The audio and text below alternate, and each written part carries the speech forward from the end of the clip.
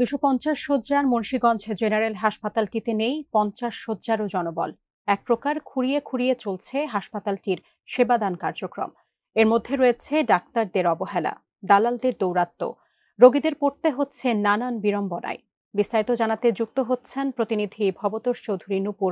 নূপুর, হাসপাতালটির সেবাদান কার্যক্রমে এত অব্যবস্থাপনার আসলে কারণটা কি আমাদেরকে জানাবেন? আপনি যেমনটি বলছিলেন যে আসলে আমি যদি একটু আপনাকে জানিয়ে রাখি যে মুন্সিগঞ্জ এই হাসপাতালটা কিন্তু ১৯৮৩ সালে ৫০ শয্যা বেডের এই একতলা একটি ভবন হয়। তারপরে ২০০৬ সালে ১০০ শয্যায় উন্নীত করা হয় এবং ২০২২-২৩ সালে কিন্তু এটাকে ২৫০ শয্যা উন্নীত করা হয়। এই ২৫০ শয্যা উন্নীত হওয়ার পর থেকে কিন্তু সকল ধরনের আধুনিক কার্যক্রম থেকে কিন্তু এই হাসপাতালটি বঞ্চিত আছে। আমি যদি আপনাকে একটু জানিয়ে রাখি যে মুন্সিগঞ্জের যেই ২৫০ শয্যা বিশিষ্ট যে সদর হাসপাতালটি, এখানে ১০ জন কনসালটেন্ট থাকার কথা, এখানে রয়েছে ১ জন।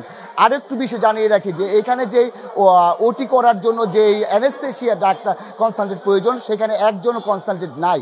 পাশাপাশি নাক, কান, গলা, চোখ এইগুলির যে ২ জন, একজন সিনিয়র কনসালটেন্ট, একজন জুনিয়র কনসালটেন্ট থাকা প্রয়োজন, এখানে ১ জন কনসালটেন্ট নাই। আসলে এক প্রকার খুঁড়িয়ে খুঁড়িয়ে চলছে এই হাসপাতালটি। এখানে নার্সের প্রয়োজন ৯৭ জন নার্স, এখানে রয়েছে আপনার ৬০ জনের কমও নার্স রয়েছে, মানে আপনার একেবারে অর্ধেকের কম নার্স দিয়ে এই হাসপাতালে সেবা কার্যক্রম পরিচালনা করা হচ্ছে। আরেকটি বিষয় আপনাকে জানিয়ে রাখি যে এখানে আউটসোর্সিংয়ে প্রায় ৬০ জনের উপরে আউটসোর্সিংয়ে লোক লাগে, যেগুলো আপনার দারোয়ান, বয় এবং ক্লিনার, লিফট, বিভিন্ন সেক্টরে এই আউটসোর্সিংয়ের লোক প্রয়োজন হয়। কিন্তু এই আজকে বিগত ২ থেকে আড়াই বছর যাবৎ কিন্তু এই হাসপাতালতে ৫ জন আউটসোর্সিংয়ের লোক দিয়ে পরিচালনা করা হচ্ছে। এতে কিন্তু দেখা গেছে যে আপনি পুরো হাসপাতালটি ময়লা আবর্জনা জর্জরিত, পাশাপাশি শুধু হাসপাতাল নয়, হাসপাতালে চরম অব্যবস্থাপনা রয়েছে এখানে সেবাদানে।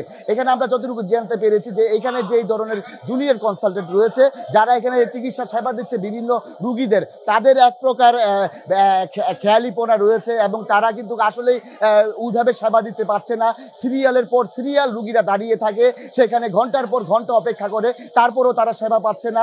এক ধরনের মানে হযবরল অবস্থা মুন্সিগঞ্জ হাসপাতালটিতে। এখানে যদি আপনাকে আমি বলে রাখি, রক্ত পরীক্ষা, আলট্রাসাউন্ড, ইসিজি, ইকো, এগুলো ছাড়া কিন্তু কোনো ধরনের অন্য ধরনের কোনো ধরনের রিপোর্ট এই হাসপাতালকে বর্তমানে বন্ধ রয়েছে। পাশাপাশি যদি আপনাকে জানিয়ে রাখি যে হাসপাতালটিতে যে আগে ১ থেকে ১৫০ মতো ওষুধ দেওয়া হতো রুগীদের, এখন সাপ্লাই নাই, ৬০ থেকে ৭০ পদের ওষুধ দেওয়া হয় রুগীদের। আসলে এরকম একটি বিষয় রয়েছে। জানিয়ে রাখি যে হাসপাতালটিতে যে আগে ১ থেকে ১৫০ মতো ওষুধ দেওয়া হতো রুগীদের, এখন সাপ্লাই নাই বিধায় কিন্তু এখানে প্রায় ৬০ থেকে ৭০ পদের ওষুধ দেওয়া হয় রুগীদের। আসলে এরকম একটি বিষয় রয়েছে। আরেকটি বিষয় জানিয়ে রাখি আপনার মাধ্যমে সকলকে, যে এই হাসপাতালটিতে ২৫০ শয্যা হাসপাতালটিতে ১০০ থেকে ২০০ ভ্যানম প্রয়োজন হয়, আমাদের এখানে নদীমাতৃক বেশি, কিন্তু বর্তমানে এই হাসপাতালটিতে ২০টির মতো বরাদ্দ পায় অ্যান্টিভেনমের।